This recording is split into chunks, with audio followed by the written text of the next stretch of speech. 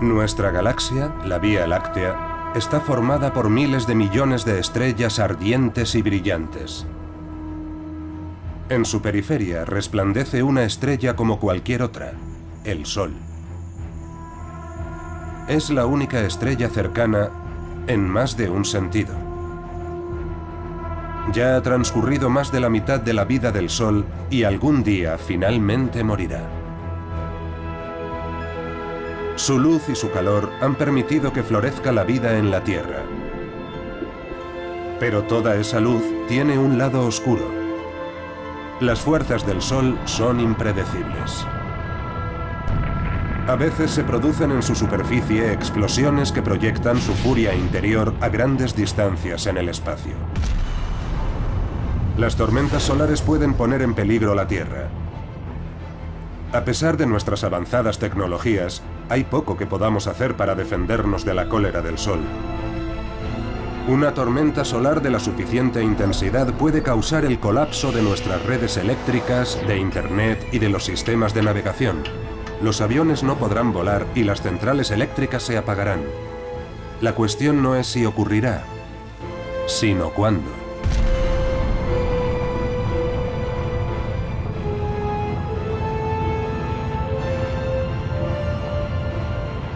El Sol, el infierno en el cielo.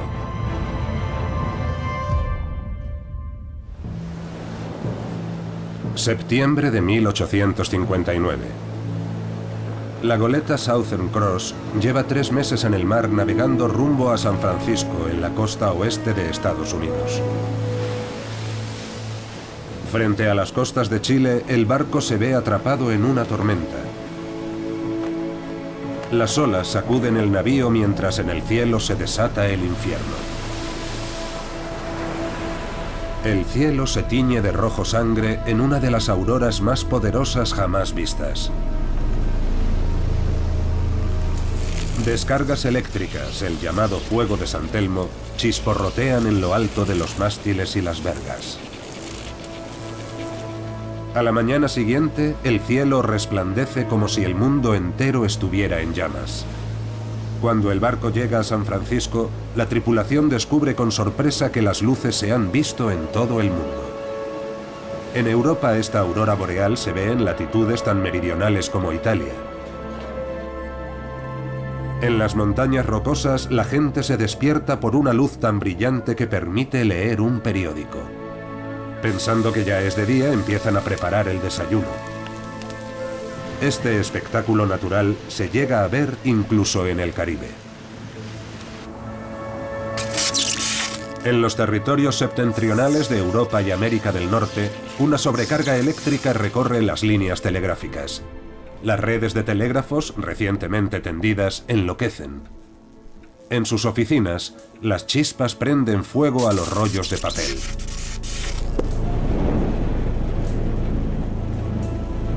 Las máquinas empiezan a funcionar solas. Las brújulas giran incontrolablemente. ¿Qué ha provocado todo esto?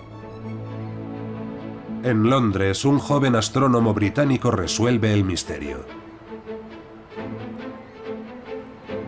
Richard Carrington, de 33 años de edad, examina el Sol desde el observatorio de su casa la mañana del 2 de septiembre de 1859, cuando presencia un acontecimiento desconcertante. Carrington está contando el número de manchas solares que aparecen y desaparecen en la superficie del Sol, como hace todos los días.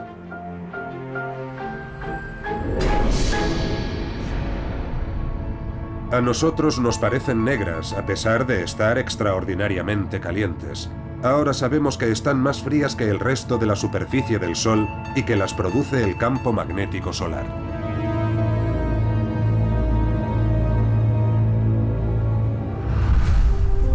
El astrofísico británico Stuart Clark ha investigado los acontecimientos de aquel día histórico. El 2 de septiembre de 1859, Richard Carrington estaba haciendo su recuento habitual de manchas solares, como cada día. Pero aquel día vio algo completamente insólito, algo que no había visto nunca. Había un grupo de manchas solares extremadamente grandes, cerca de 10 veces el diámetro de la Tierra. Y mientras Carrington las estaba dibujando, aparecieron dos gotas de luz intensamente brillantes sobre las manchas solares. Eran extraordinariamente brillantes, y en unos pocos minutos se fueron apagando y se desvanecieron. Carrington nunca había visto nada parecido a aquello.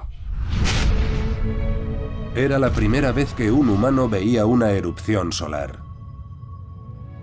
Carrington se dirige al observatorio de Kew con la esperanza de encontrar a algún otro testigo del espectacular evento, pero no tiene suerte.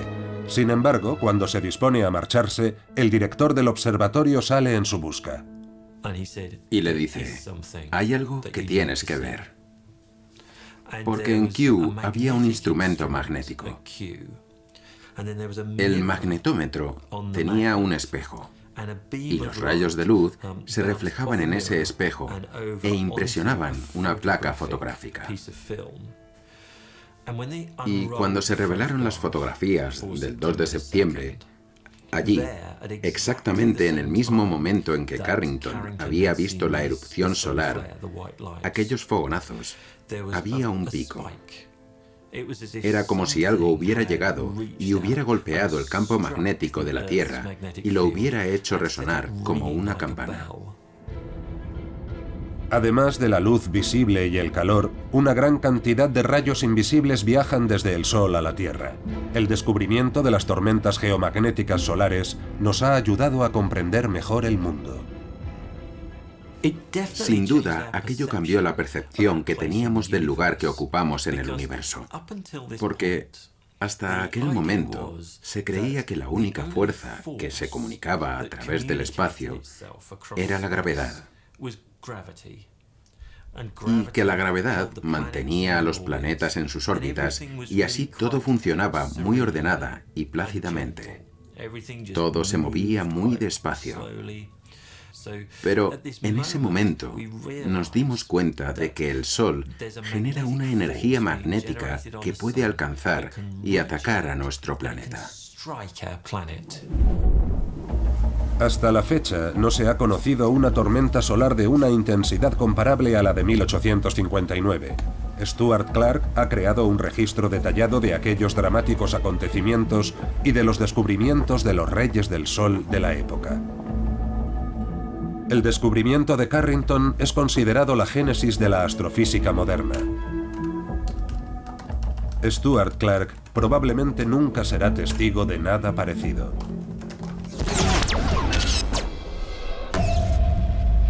El análisis de antiguas capas de hielo en el Ártico parece indicar que la Tierra puede vivir una tormenta como la de 1859 cada 500 años, pero no todos los científicos están de acuerdo. Podría pasar medio milenio antes de que ocurra de nuevo, o tal vez podría suceder en unos pocos días.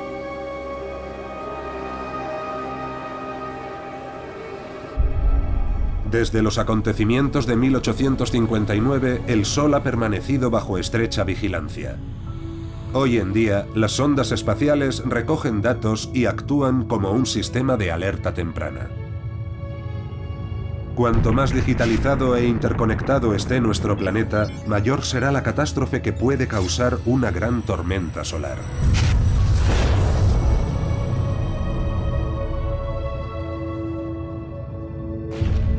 El Observatorio de Dinámica Solar, un satélite estadounidense lanzado en 2010, nos ha proporcionado nuevas y perturbadoras imágenes del Sol. Las cámaras del satélite registran 10 longitudes de onda diferentes. Dependiendo de la longitud de onda y del color que registre, cada cámara captura una imagen ligeramente diferente del Sol.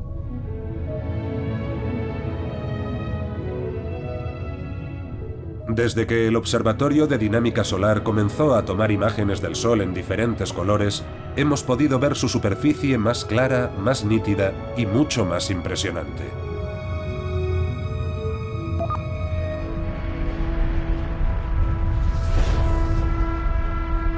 El Sol podría contener 1.300.000 planetas del tamaño de la Tierra. En realidad es una bola de gas ardiente, no un objeto sólido. En su interior, los núcleos atómicos forman un plasma eléctrico que arde a temperaturas de varios millones de grados. Todo esto ocurre en longitudes de onda de luz invisibles para el ojo humano.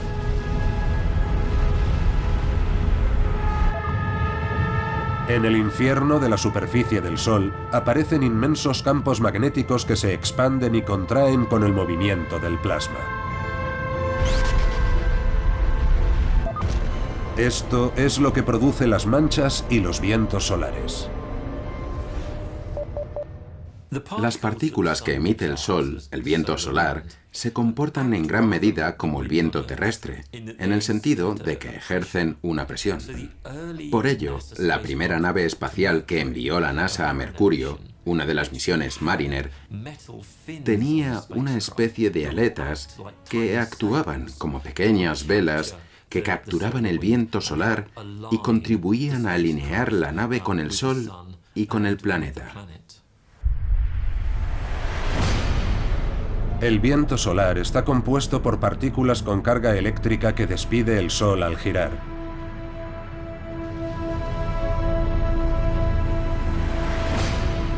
El campo magnético de la Tierra protege nuestro planeta de los efectos de este viento. Cuando la atmósfera comienza a brillar sobre los polos, es porque nuestro campo magnético está siendo atacado.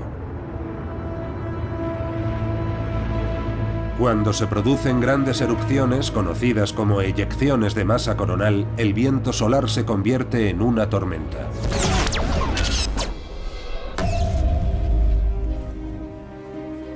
Frederick Klette dirige el Centro Mundial de Datos del Índice de Manchas Solares en el Real Observatorio de Bélgica en Bruselas.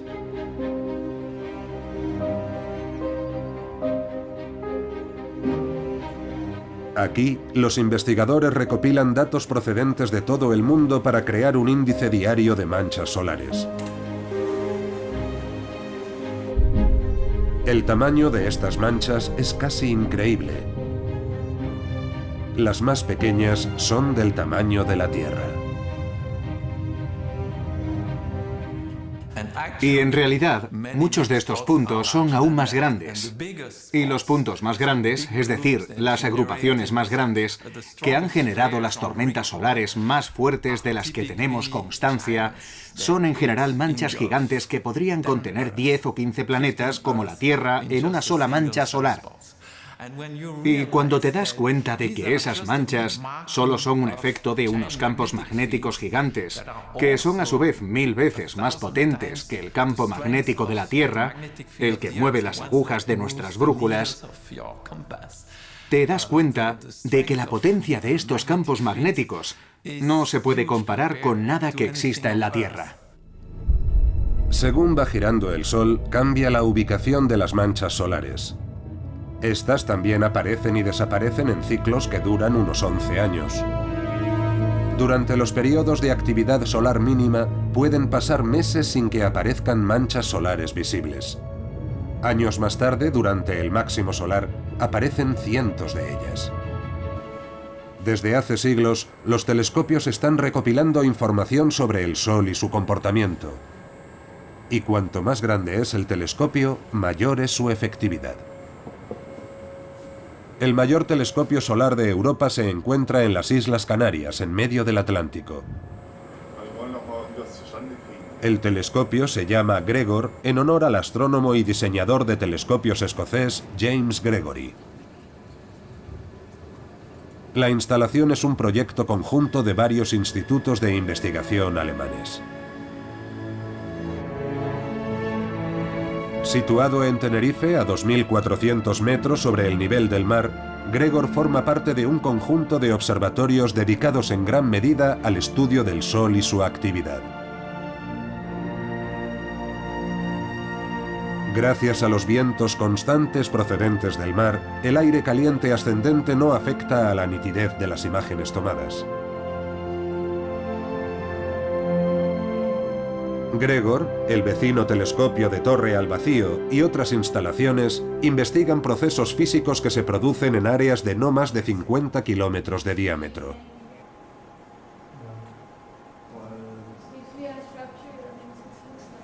Es como observar una caja de cerillas a 150 kilómetros de distancia.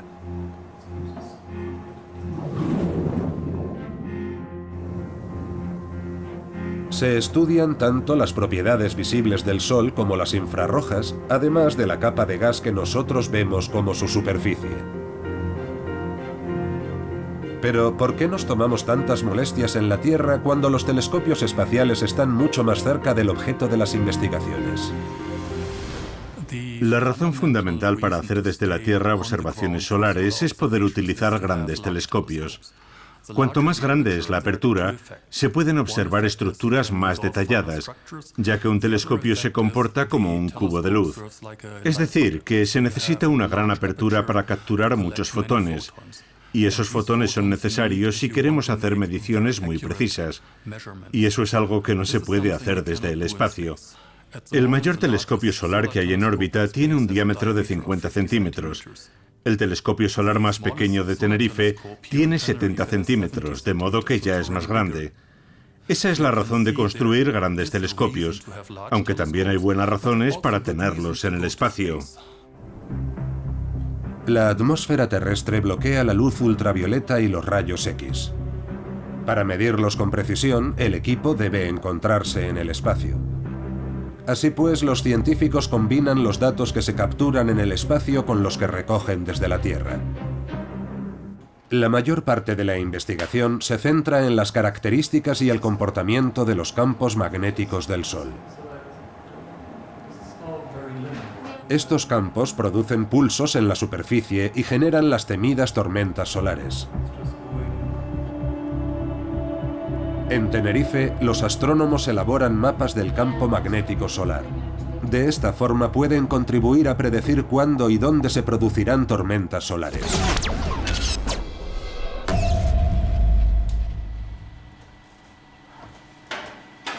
Pero en realidad, ¿de qué está hecho el Sol? ¿Qué hace que brillen las estrellas? Descomponer la luz del Sol en las partes que la componen nos da algunas respuestas. El espectro de color de su luz visible funciona como un código de barras que aporta información sobre su fuente a quien sea capaz de descifrarlo. Igual que el Sol, cada estrella emite una luz característica que se puede descomponer en colores separados. En 1925, una joven que trabajaba en su doctorado en Estados Unidos hizo un descubrimiento increíble que contribuiría a desentrañar los misterios del universo.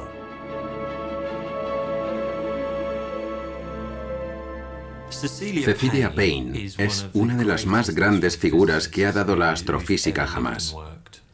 Era absolutamente increíble. Ella fue quien descifró el código de barras de la luz de las estrellas y determinó que todas ellas, incluido el Sol, son iguales, ya que constan principalmente de dos elementos, hidrógeno y helio. La clave de este descubrimiento radica en las líneas negras del espectro de color de la luz. Estas líneas existen donde quiera que ciertos elementos químicos bloquean la luz, creando una huella dactilar característica de las estrellas. Y de hecho, era algo tan revolucionario para la época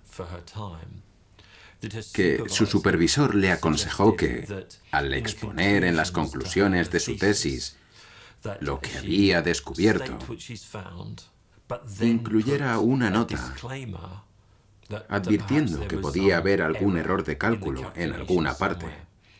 Pero por supuesto no lo había. Fue uno de los mayores avances en astrofísica que se han hecho nunca.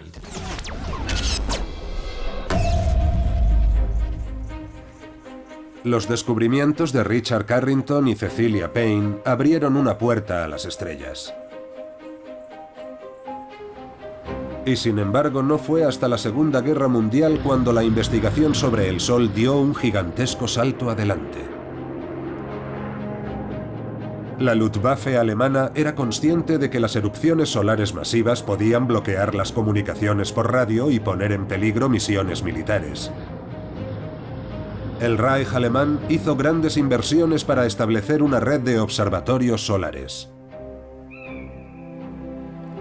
Muchos de ellos siguen en pie y apenas han cambiado. Son los predecesores del avanzado sistema de observación que ahora se extiende por todo el mundo. El observatorio de Kanzelhoe, en Austria, es un elemento importante de este sistema.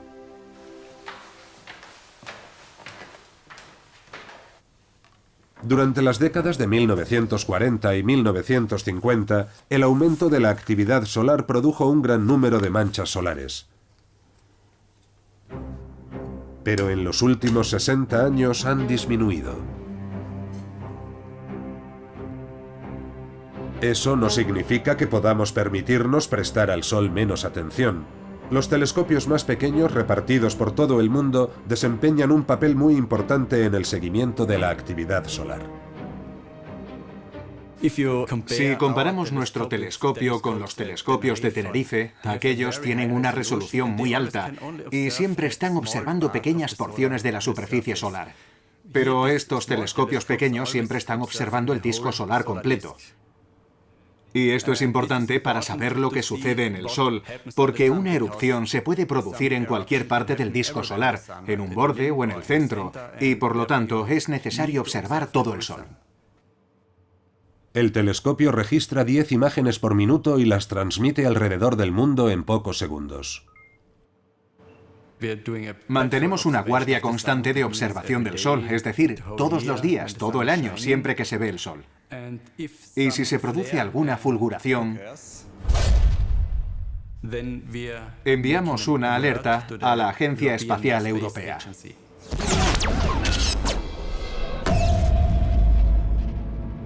Hace 50 años, las dos primeras sondas solares del mundo emprendieron el largo viaje hacia el Sol. Se llamaban Helios en honor al dios griego del Sol.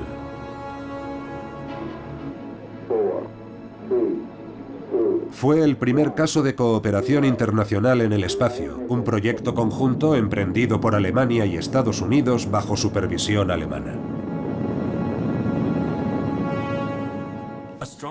Los astrónomos y los físicos solares siempre han querido acercarse todo lo posible al Sol.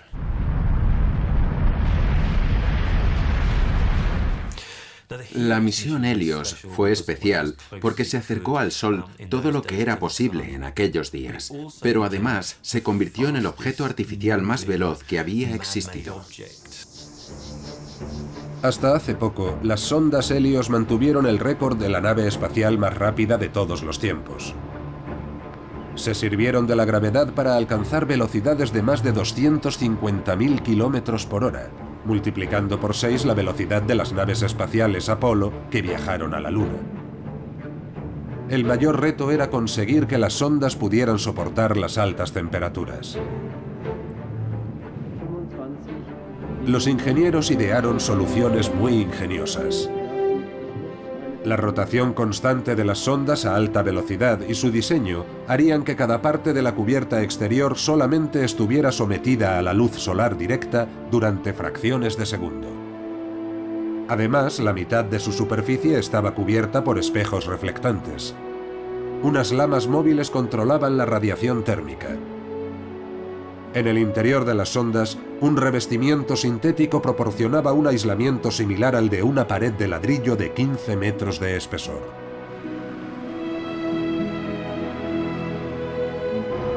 El interior de las sondas permaneció a temperatura ambiente a pesar de que la cubierta externa llegó a alcanzar 370 grados centígrados.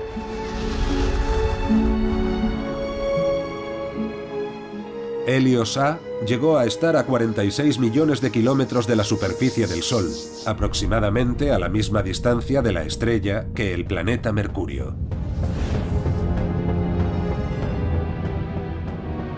Helios B se acercó aún más, estableciendo un récord que permaneció imbatido durante muchos años. nadie sabe qué fue de las sondas. Probablemente siguen orbitando alrededor del Sol. ¿Por qué es tan importante el estudio del Sol? ¿Por qué hay equipos enteros dedicados por completo a un único objeto del universo cuando hay billones de estrellas? Ningún otro objeto en el universo tiene una conexión tan directa e inmediata con la Tierra. Estamos estudiando lo que está sucediendo ahora mismo, no lo que ocurrió hace siglos o hace millones de años, sino cosas que están directamente conectadas con la escala temporal en la que vivimos.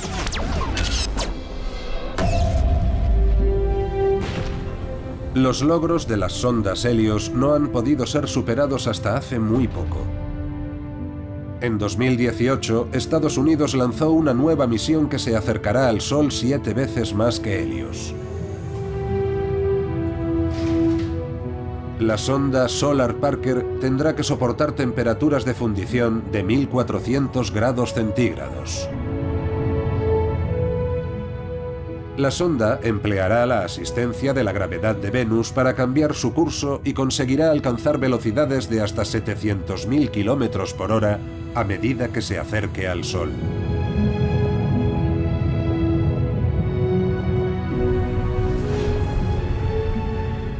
A bordo, los instrumentos medirán el entorno inmediato de la sonda. Pero esta sonda no tiene tecnología de teledetección, a diferencia de la nueva sonda solar europea que se está construyendo en Inglaterra.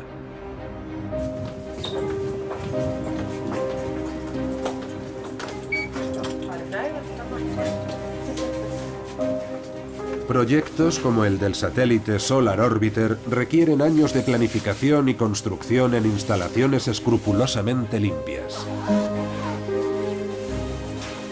Una pequeña mota de polvo en un sensor puede hacer que falle. Continuamente se desprenden partículas diminutas del cuerpo de los técnicos que deben usar ropa protectora para evitar poner en peligro la nave espacial.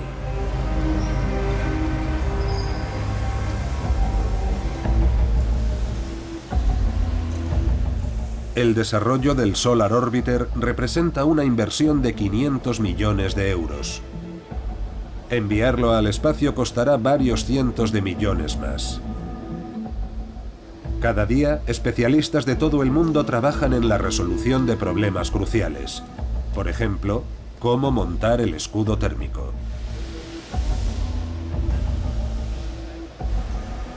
¿Cómo se pueden ensamblar los componentes entre sí para garantizar que sobrevivan a temperaturas abrasadoras? Para los que trabajan aquí, esto es más que un trabajo, es una vocación. Te encariñas mucho con estas naves espaciales. Cuando se va es para siempre, ya nadie la vuelve a ver. Y eso es algo único, no hay mucha gente que pueda decir eso. Has trabajado en algo y nadie más en el mundo podrá volver a verlo después de su lanzamiento.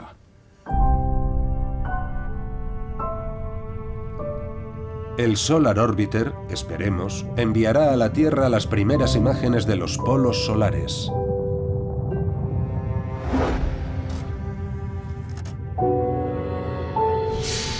Estas imágenes deberían aportar nuevos datos sobre los flujos del campo magnético solar.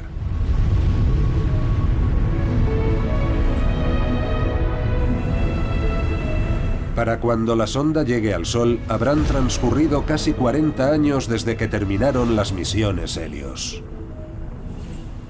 Creo que si pensamos en la historia de los satélites que observan el Sol, vemos que hay una progresión. Cada misión sienta los cimientos para la siguiente, y creo que en los últimos años esto ha funcionado bastante bien.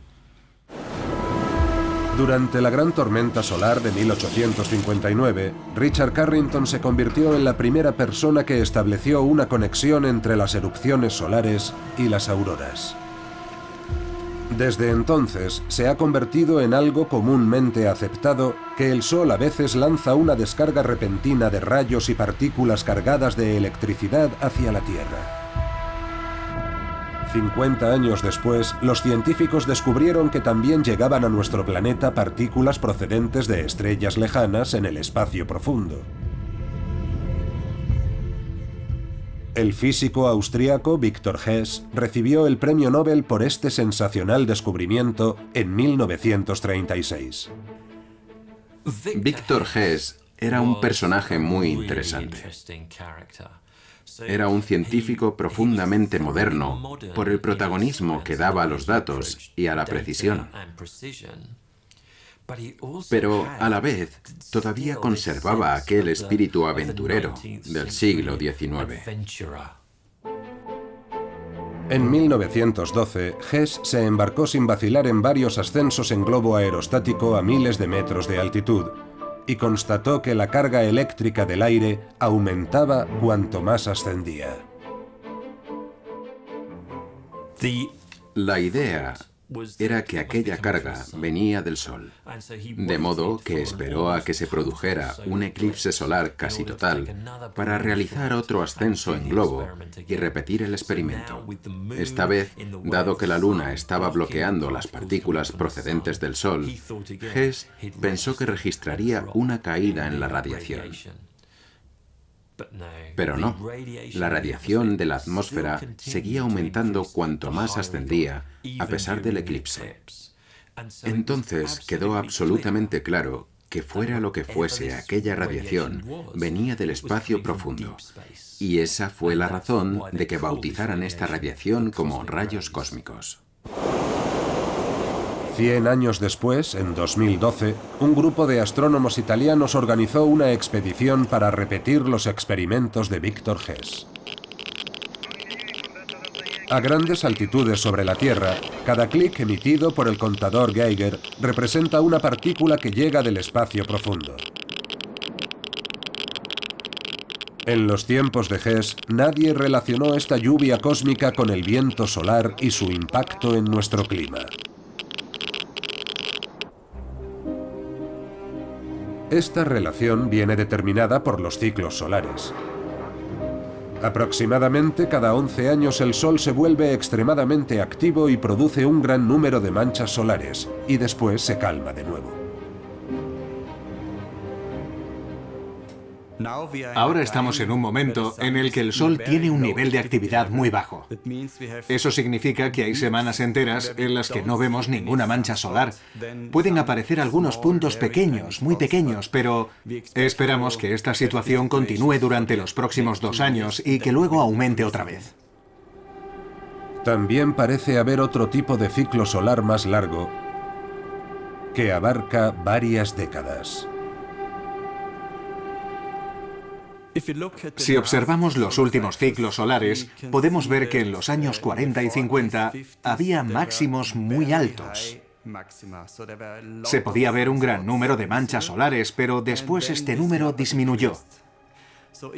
Así que el Sol parece seguir a la vez otro tipo de ciclo de unos 100 años en el que la actividad solar total aumenta y disminuye. Por ello es de esperar que los próximos ciclos solares sean realmente bajos. En los 3 últimos ciclos solares, la actividad ha bajado. Y si trazáramos una línea uniendo esos máximos, llegaríamos a la conclusión de que el próximo máximo solar debería ser muy bajo o totalmente inexistente. Pero, ¿qué consecuencias puede tener un mínimo solar muy prolongado? Afecta a los rayos cósmicos que llegan a la Tierra. Cuando la influencia solar disminuye, el número de partículas cargadas que llegan a nuestro planeta aumenta. Cuanto más débil es el viento solar, mayores son los niveles de radiación espacial. Esto es particularmente problemático para los astronautas. Durante un paseo espacial, un astronauta se ve sometido en un solo día a una dosis de radiación equivalente a la que recibiría en un año en la Tierra. Son unos valores que están al límite de lo que se considera seguro. La protección contra las partículas cargadas es muy difícil. Si estos niveles de radiación problemáticos aumentan, los futuros viajes a Marte tendrían que ser aplazados o abandonados. En la Estación Espacial Internacional, los astronautas utilizan una sencilla solución para protegerse. Las erupciones más intensas de la superficie del Sol pueden incrementar el nivel de radiación dramáticamente en tan solo unas pocas horas. Tan pronto como se les advierte del riesgo, la tripulación de la Estación Espacial Internacional se refugia en el módulo situado en el lado de la estación espacial más alejado del Sol. El incremento de la radiación cósmica también puede influir en nuestro clima, como parecen indicar ciertos acontecimientos del pasado. Esta no es en absoluto la primera vez que la actividad solar puede disminuir drásticamente.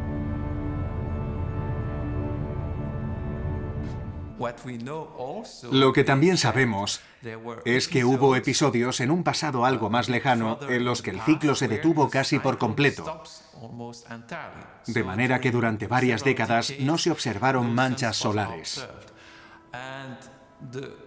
Y los registros que tenemos del clima en esas épocas parecen indicar que esto coincide con periodos en los que, por ejemplo, en Europa los inviernos fueron más fríos que ahora.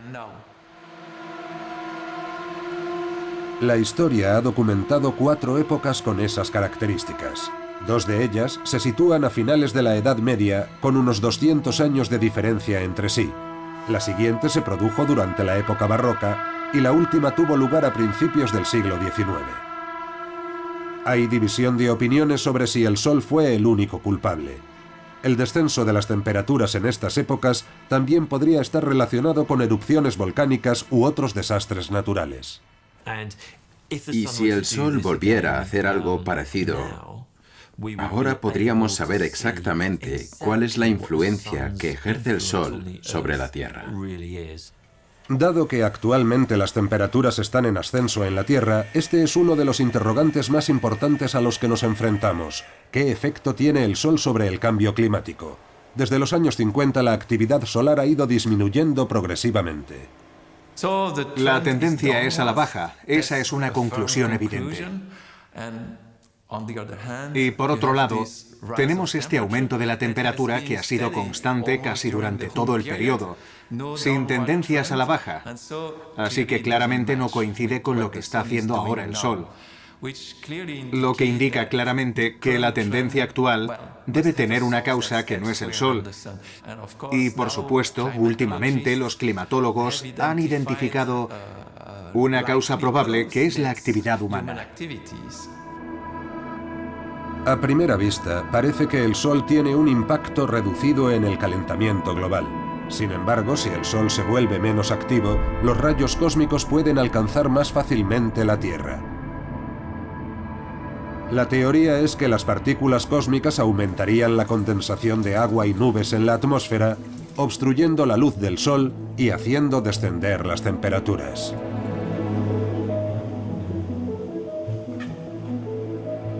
Un experimento de la Organización Europea para la Investigación Nuclear en Ginebra ha corroborado esta teoría.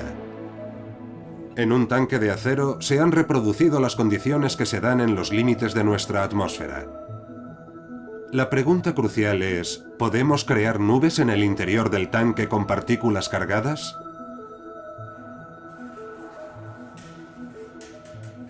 El experimento revela que las partículas cósmicas podrían estar influyendo en los cambios de nuestro clima.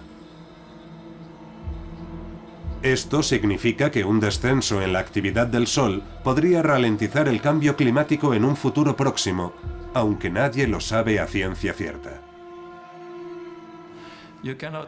No se puede contemplar todo esto y construir una ecuación que nos permita predecir todo lo que va a pasar en los próximos 50 años. Nuestra mayor esperanza ahora mismo, uno de los objetivos actuales de la física solar, es poder predecir al menos la duración del próximo ciclo solar, es decir, un horizonte de 11 años. Eso ya sería un gran éxito. En la Universidad de Northumbria, en Gran Bretaña, otra científica piensa más a largo plazo. La matemática y astrofísica Valentina Sarkova hace predicciones sobre el comportamiento del Sol en los siglos venideros. Y coincide en que próximamente decrecerá la actividad del Sol durante unos 35 años. Los ciclos del Sol se identifican con números. El ciclo 24 terminará alrededor del año 2020.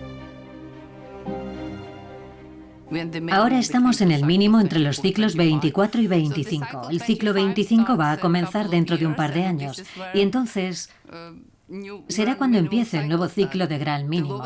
El ciclo más bajo será el ciclo 26 y entonces el campo magnético del Sol caerá un 70% con respecto al ciclo actual. Y en el ciclo 27 empezará a aumentar otra vez y a partir del ciclo 28 el Sol tendrá otra vez su intensidad normal. Volverá al máximo y al mínimo y hará mucho calor. El último de estos periodos, conocidos como Gran Mínimo Solar, ocurrió hace 200 años y contribuyó a que se produjera una pequeña glaciación. Pero ¿cómo utiliza Valentina Sarkova esta información para predecir el futuro?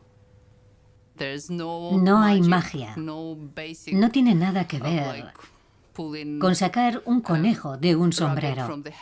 Es un enfoque puramente matemático. Sus pronósticos se basan en la acción de los campos magnéticos del núcleo del Sol. Su movimiento mantiene los flujos de plasma en contrarrotación. Estos flujos pueden fortalecerse o contrarrestarse mutuamente. La actividad de las manchas solares está relacionada con el movimiento del plasma y los periodos de mayor o menor actividad se correlacionan con la aparición de manchas solares y los periodos fríos registrados históricamente. Así que cuando empezamos a buscar algo que pudiese predecir la actividad solar a largo plazo, descubrimos que en realidad las manchas solares son una fuente muy poco fiable. Hagas lo que hagas, no se puede predecir mucho más allá de un ciclo. Y pensé, ¿cuál es el problema? El área de las manchas solares y campos magnéticos es una fracción muy pequeña de la totalidad del campo magnético. Tal vez tenemos que dar un paso más y observar un elemento diferente de la actividad solar. No las manchas solares, que pueden dar grandes errores, sino el actor principal, ese campo magnético del fondo del Sol que es mucho más grande y que tiene una precisión mucho mayor. Así que nos centramos en el campo magnético y no podíamos imaginar lo que nos encontramos. Fue toda una sorpresa. Si Valentina Sarkova tiene razón, es posible que el próximo periodo de debilidad solar pueda frenar el cambio climático causado por los seres humanos durante algunas décadas. Al menos hasta el año 2055 aproximadamente, cuando el ritmo del cambio climático volvería a acelerarse.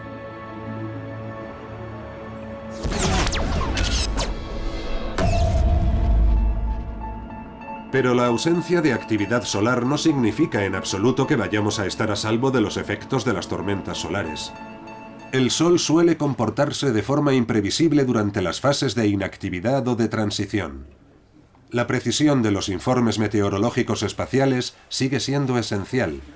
Una tormenta solar de gran intensidad que alcanzase la Tierra sin previo aviso podría causar daños por valor de 40.000 millones de dólares al día solo en Estados Unidos.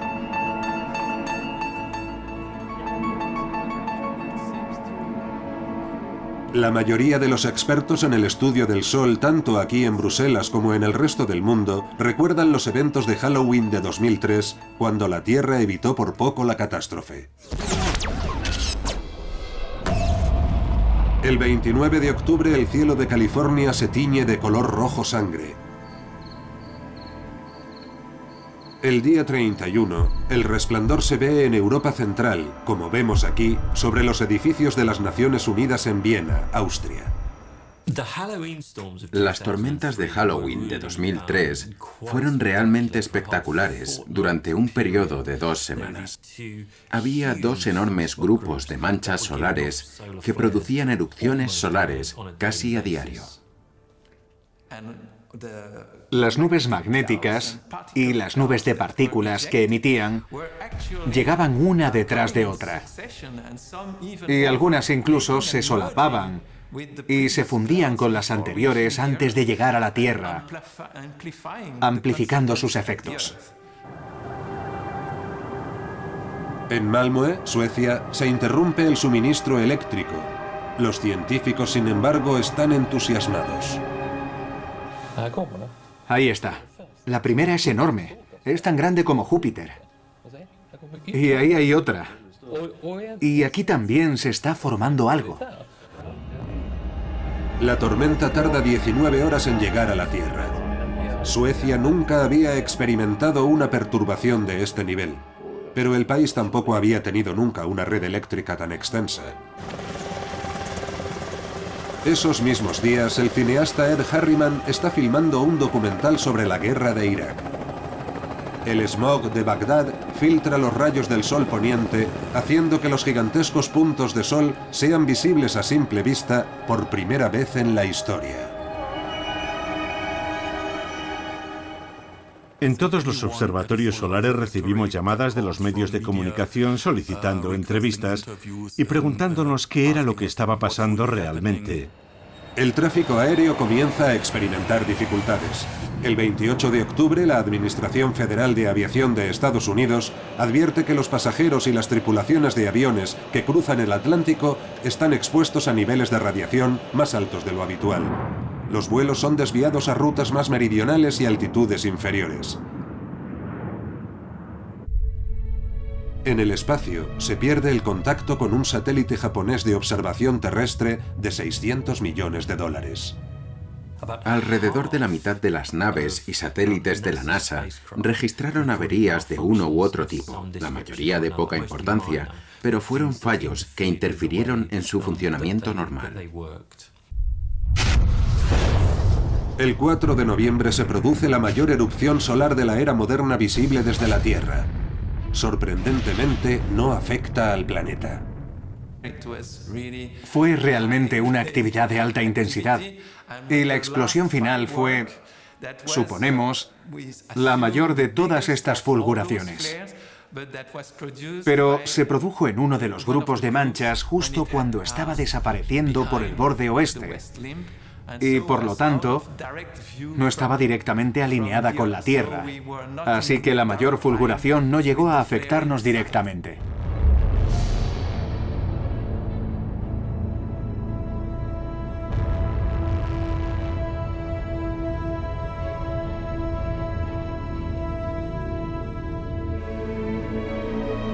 Una posible catástrofe se puede evitar en cuestión de días, lo que muestra claramente la importancia de mantener el Sol bajo observación constante. Las tormentas solares ocurren independientemente de las manchas solares y los ciclos solares. Un Sol inactivo no es garantía de seguridad. Estamos a merced de nuestra temperamental estrella para toda la eternidad. Me gusta mucho la forma en que el astrónomo William Herschel lo describió, porque dijo que era como el Nilo para Egipto. Es algo parecido a un volcán. Es como vivir en la ladera de un volcán. Cada año el Nilo inunda la tierra y la fertiliza. La última erupción tuvo lugar hace siglos, así que nadie recuerda lo que puede suceder. Pero tampoco sabes hasta dónde llegarán las inundaciones. No sabes cómo de fértil va a ser la tierra. Está realmente en la categoría de baja probabilidad, pero de alto riesgo de consecuencias graves. Y William Herschel dijo que el Sol era algo así. Era como el Nilo de toda la humanidad.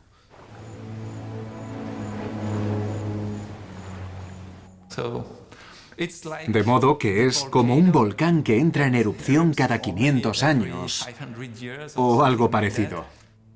Y todo lo que podemos hacer es tratar de entenderlo y observarlo e intentar pronosticar cuándo podría suceder para procurar prevenirlo.